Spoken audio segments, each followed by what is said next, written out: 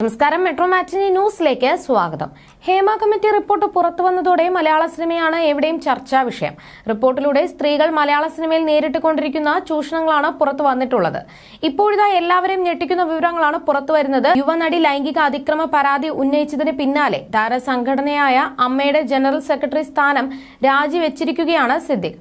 നടൻ സിദ്ദിഖ് തന്നോട് മോശമായി പെരുമാറിയെന്നും ചെറിയ പ്രായത്തിലാണ് ദുരനുഭവം ഉണ്ടായതെന്നും നടി മാധ്യമങ്ങളോട് തുറന്നടിക്കുകയായിരുന്നു.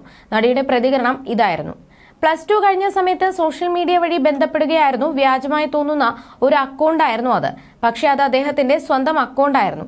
പിന്നീട് സുഖമായിരിക്കട്ടെ എന്ന സിനിമയുടെ പ്രിവ്യൂ ഷോ കഴിഞ്ഞതിന് ശേഷം മസ്കറ്റ് ഹോട്ടലിൽ ഒരു ചർച്ചയ്ക്ക് വിളിക്കുകയായിരുന്നു.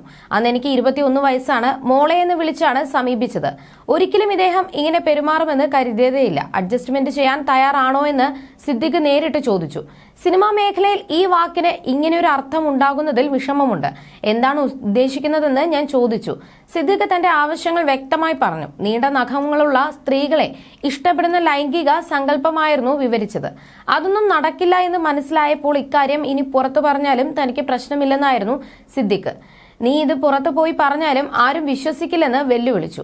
തന്റെ മുൻപിൽ നിന്ന് സ്വയം ഭോഗം നടത്തി. തന്നെ ലൈംഗികമായി ഉപദ്രവിച്ചു. അയാൾ എന്നെ പൂട്ടിയിട്ടു. അവിടെ നിന്ന് രക്ഷപ്പെട്ടതാണ്. തനിക്കൊന്നും ചെയ്യാൻ കഴിയില്ലെന്ന് സിദ്ദിഖ് പറഞ്ഞു. സിദ്ദിഖ് നമ്പർ 1 ക്രിമിനലാണ്.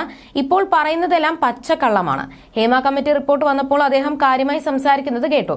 സ്വയം കണ്ണാടിയിൽ നോക്കിയാൽ അദ്ദേഹത്തിന് ക്രിമിനലിനെ കാണാം. ഇയാൾ കാരണം എനിക്ക് നഷ്ടപ്പെട്ടത് എന്റെ സ്വപ്നങ്ങളാണ്, എന്റെ മാനസിക ആരോഗ്യമാണ്. സഹായം ചോദിച്ച് ഞാൻ മുട്ടിയ വാതിലുകളൊന്നും തുറന്നില്ല. എനിക്ക് എന്റെ അമ്മയും അച്ഛനും മാത്രമേ ഉണ്ടായിരുന്നുള്ളൂ. എനിക്ക് മാത്രമല്ല, എന്റെ പല സുഹൃത്തുക്കൾക്കും അയാളിൽ നിന്ന് ഇതേ അനുഭവം ഉണ്ടായിട്ടുണ്ട്. 2019 തന്നെ പൊതുസമൂഹത്തിന് മുന്നിൽ ഞാൻ ഇക്കാര്യം തുറന്നു പറഞ്ഞിട്ടുണ്ട്. അനുഭവം തുറന്നു പറഞ്ഞതിന് സിനിമാ മേഖലയിൽ നിന്ന് തന്നെ മാറ്റി നിർത്തി.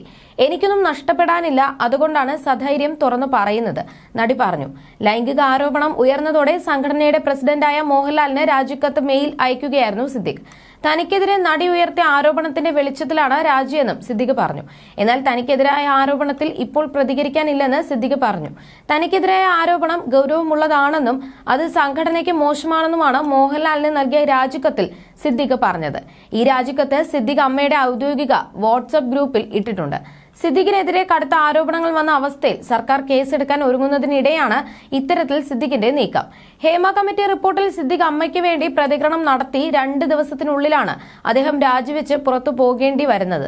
സിനിമ മോഹിച്ചെത്തിയ യുവനടിയെ ചെറുപ്രായത്തിൽ പീഡിപ്പിച്ചെന്ന ആരോപണം അതീവ ഗുരുതരമാണെന്ന വിലയിരുത്തലിലാണ് കേസെടുക്കുമെന്ന സൂചനകൾ പുറത്തു വന്നിരിക്കുന്നത്. നടി പരാതി നൽകുകയാണെങ്കിൽ സിദ്ദിഖിനെതിരെ കേസെടുക്കുമെന്നാണ് പുറത്തുവന്ന റിപ്പോർട്ടുകൾ.